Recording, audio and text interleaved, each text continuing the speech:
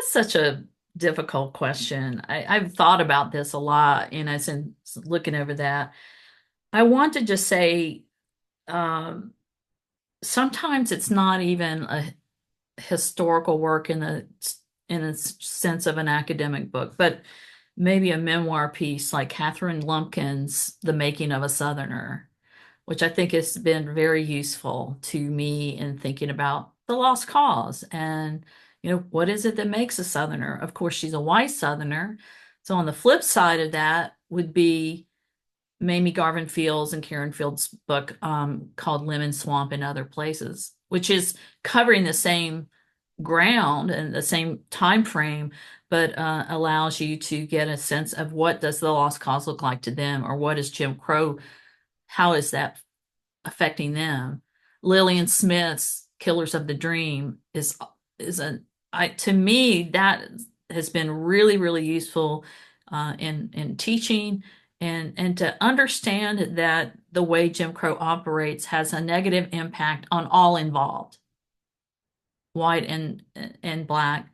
Um, and so that one is really important. And then outside of that, I really like, I've read this book. It's a sociological piece by a scholar named Zandria Robinson, who's now at Georgetown.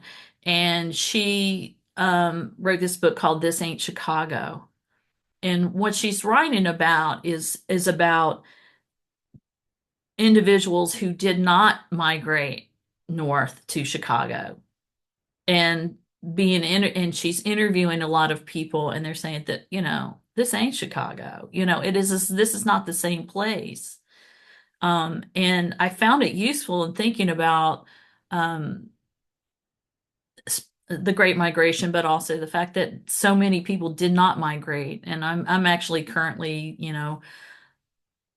kind of dealing with that in the work that I'm doing. It's like, what about those people who stayed behind, and what was that like, for them? And so that's another book that I think is really useful to understanding African American history. I mean, look, there are too many books out there. I was just like, that's one of those hard questions. It's like, who's your favorite singer? I mean, I don't, it's like, there are just too many of these out there. But when I think about what helps me get into the place and the feeling of the South, it's usually around memoir or biography or something like that, with Southerners trying to tackle or deal with the place in which they grew up.